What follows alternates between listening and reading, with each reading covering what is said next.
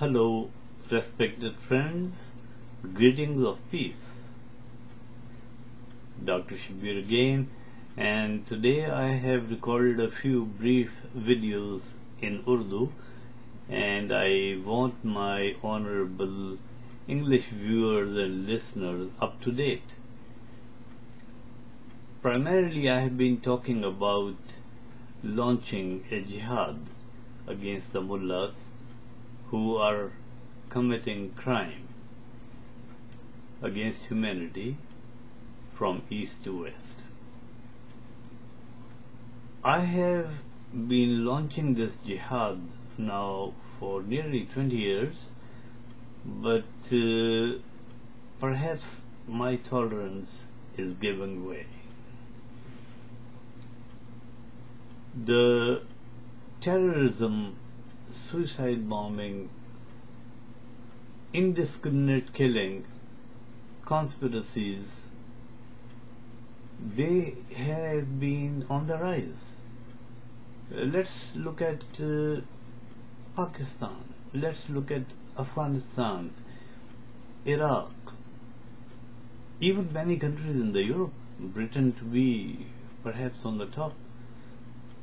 In France, Mullahs are not only insulting humanity and moral values, but in the name of Islam, which is counterfeit. Their Islam is their own man-made Islam. It is not the true Islam that the exalted Prophet had brought to mankind. The true Islam is compassionate, it is a blessing for the entire humanity, but since time immemorial, or perhaps I can put a date on that, approximately for the last 1000 years, the Imams of Islam, of Hadith and history and tradition, have written books counter to the Quran. And this is not an empty statement. I have written 48 books in English and Urdu, many of whom have been translated into up to 11 languages throughout the world. And no mullahs have been able to deny the facts that I have expounded in those books. Senator Barack Obama has been back from Afghanistan, and he said that FATA, the federally administered tribal areas in Pakistan, they are the breeding ground of Taliban, their shelters, their training centers.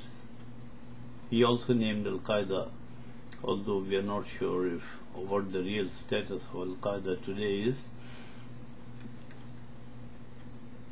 But we know one thing for true, that these tribal areas are nothing but parallel governments of the mullahs in Pakistan. Senator Obama did not mention that Pakistan is a greater victim of terrorism than Afghanistan, which is being protected by the US and the NATO forces. Now in Waziristan, there is a criminal, Baitullah Masood. He is running his own government, and they dare to fight with the regular Pak army, rangers, police. And when they kill one Pakistani soldier who happens to be a Muslim, they still believe that they will be going to paradise.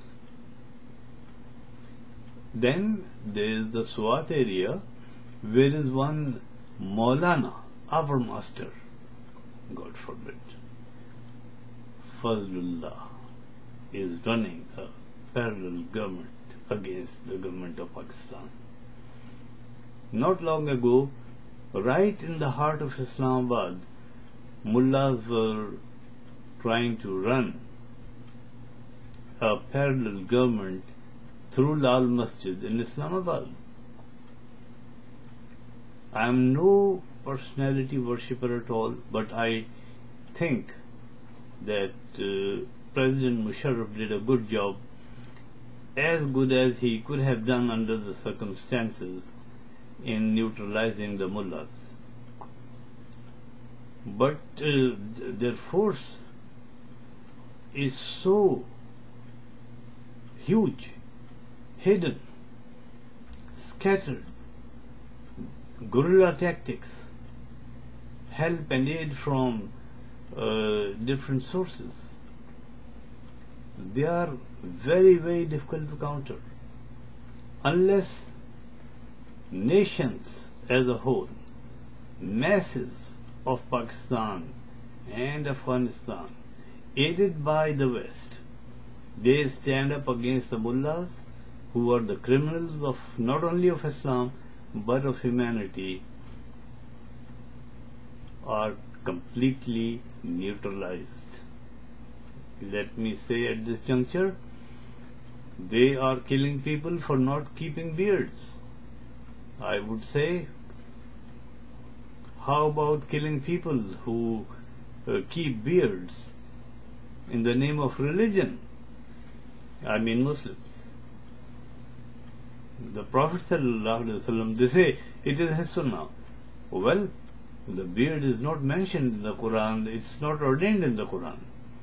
And even the most staunch enemies of the exalted Prophet, they used to have beards, like Abu Jahl, Walid bin Mughira, As bin Wail, Abu Lahab, you name it. So we need to launch a jihad, intellectual jihad and physical jihad, against this dangerous species of humanity. Thank you.